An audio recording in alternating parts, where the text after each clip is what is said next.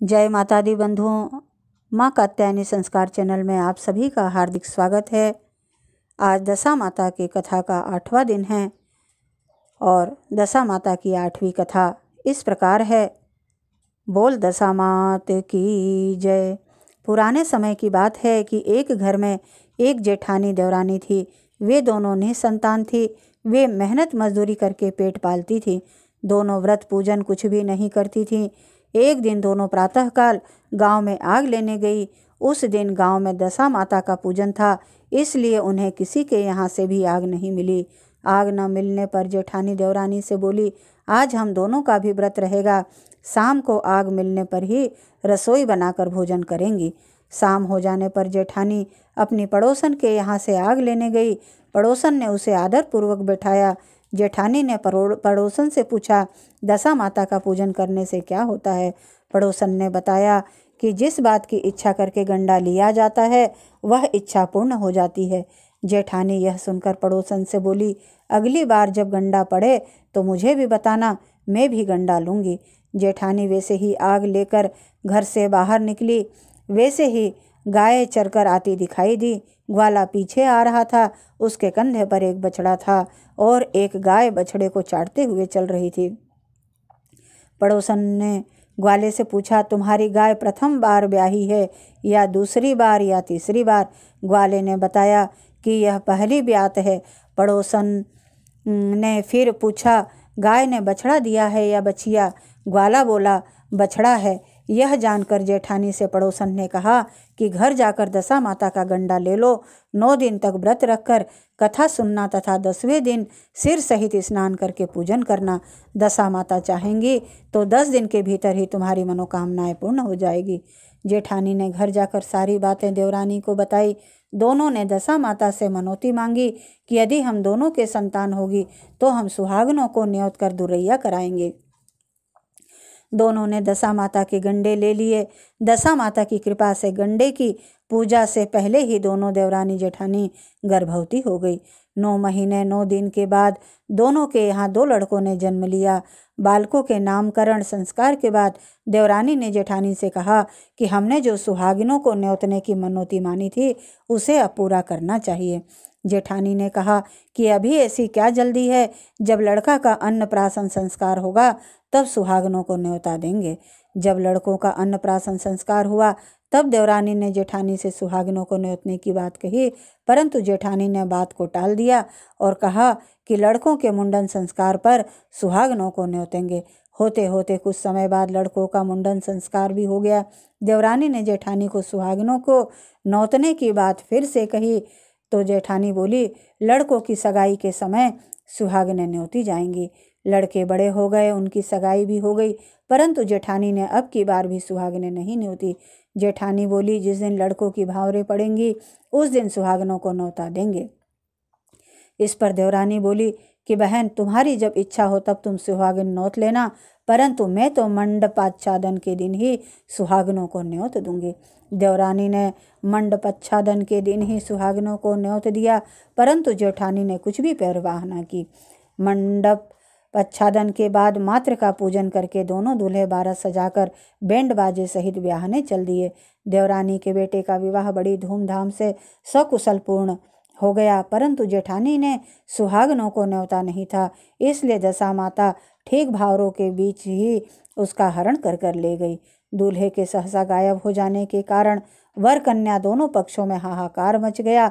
उसकी बारात खाली हाथ घर लौट आई, परंतु लड़की की माता बड़े संकट में पड़ गई कि अब यह अधब्याही लड़की से कौन ब्याह करेगा। पड़ोस की चतुर सुहागिन महिलाओं ने लड़की की माता को समझाया कि ब्याह का जो सामान बचा है उसका सामान सारा लड़की के हवाले कर दिया जाए। लड़की मांगते और भिखारियों को सदा व्रत देने लगे। अब लड़की मांगते भिखारियों को सदा व्रत देने लगी। एक दिन एक साधु तीर्थ यात्रा करता हुआ वहां आया। गांव से दूर घने जंगल में एक पीपल का पेड़ था। लोग इस पीपल के पेड़ को पारस पीपल कहते थे। उसी पेड़ पर दशा माता का निवास था। साधु चलता चलता शाम को उसी पेड़ के नीचे ठहर गया। झाड़ूदार ने आकर उसी पेड़ के पास से मैदान तक झाड़ू लगाई। भिस्ती ने मशक से वहां पर छिड़काव कर दिया तथा माली ने वहाँ फूल बिखेर दिए। तब अनेक देवता अनेक प्रकार की पोशाकें पहनकर आने लगे और यथा स्थान बैठने लगे। सबके बाद में स्वर्ग से राजा इंद्र का सिंहासन उतरा। इसी के साथ स्वर्ग से अप्सराएं आकर सिंहासन के चारों ओर नाचने लगी। उसी समय अधब्याहे लड़के को गोद में लेकर दशा माता पीपल के पेड़ से नीचे उतरी। इंद्र के साथ स्वर्ग से एक सूरा गाय भी आई थी। उसने 2 गिलास दूध दिया था। लड़के के अधब्याही के भाग का 1 गिलास अलग रख दिया गया। दूसरे गिलास का दूध पी लिया। जब तक अप्सराओं ने नाच गाना किया और जब तक नाच गाना होता रहा, दशा माता लड़के को गोद में लेकर बैठी रही। प्रातःकाल होते ही देवताओं का दरबार भंग हुआ। साधु भी वहां से चलकर गांव में आया। साधु महाराज गांव में भिक्षा मांगते मांगते उस अधब्याही लड़की के घर पर पहुंचा। लड़की ने आदरपूर्वक साधु को बैठाया और भोजन तैयार किया। लड़की ने 3 पत्तल परोस कर रखा। पहला पत्तल अधब्याहे अपने पति के लिए रखी, दूसरी पत्तल बाबा जी के सामने रखी और 1 पत्तल अपने सामने रखी। बाबा ने अपने आप कहा, वाह, जो बात मैंने रात में वहाँ देखी वही बात यहाँ भी देखने को मिल रही है। लड़की ने पूछा, क्या बात है बाबा जी? साधु महाराज, आप क्या कह रहे हैं? तब साधु बाबा ने बात को टालते हुए कहा, हम बैरागी लोग ऐसी ही अनेक तरह की बातें कहते सुनते रहते हैं। तुम्हें ऐसी बातों पर ध्यान नहीं देना चाहिए और ना ही इससे कोई मतलब होना चाहिए। तुम तो भोजन करो और भगवान का भजन करो।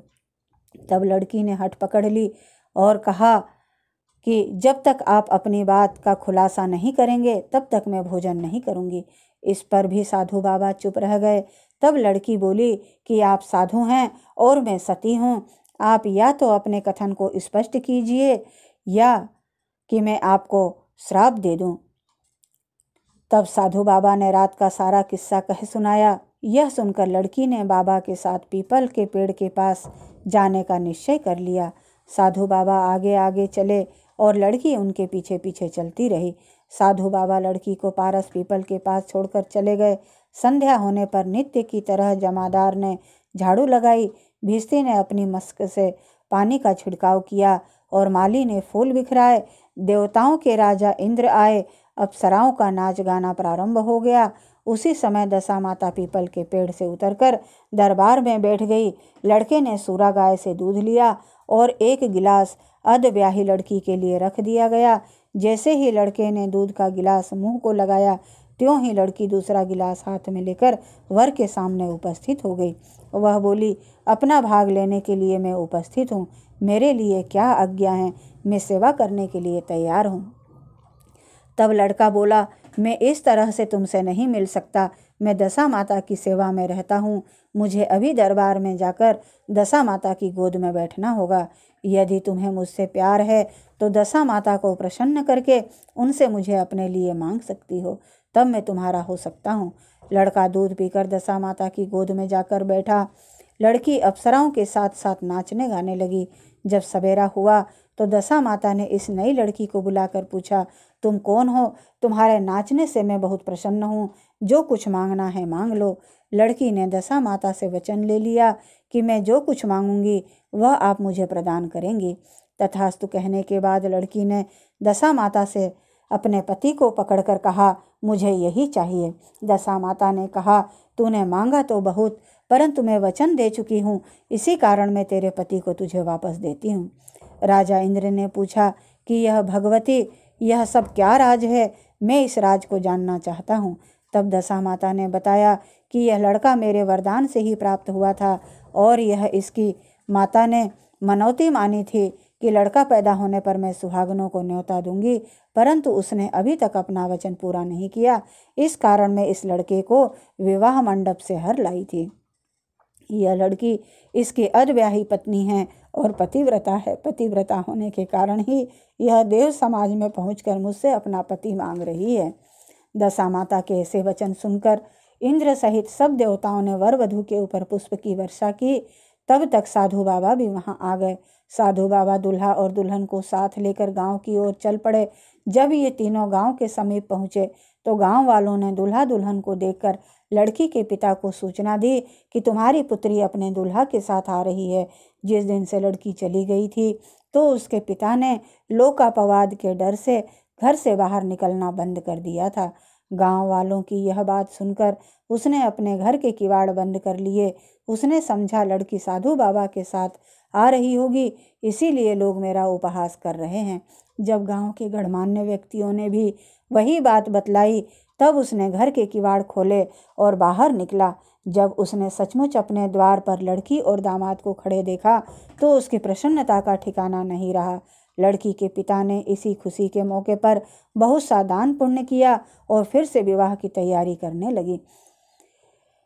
लड़की ने अपनी माता से कहा, इस तरह से विवाह नहीं होगा। पहले दूल्हे की माता सुहागिनों को न्योता देकर बारात लेकर आए, तब विवाह के नेक पूरे किए जाएंगे। लड़की के पिता ने लड़के के घर पर खबर भेजी। लड़के की माँ ने सबसे पहले सुहागिनों को न्योता दिया, तब बारात चली। बड़े धूमधाम से विवाह हुआ। वर वधू दोनों अपने घर आ गए। वधू की खुशी में लड़के की माता ने दुरैया कराया, सुहागिनों को न्योता दिया। उसी समय से विवाह के समय भावरों के दिन वर के घर पर सुहागिनों को नोतने की प्रथा चली आ रही है। बोल दशा मात की जय। हे दशा माता, जिस तरह से सती की दशा बदली वैसे ही आप सभी का कल्याण करना। कथा कहने सुनने वाले, हुंकारा भरने वाले पर अपनी कृपा दृष्टि बनाए रखना। सभी का कल्याण करना। बोल दशा मात की जय।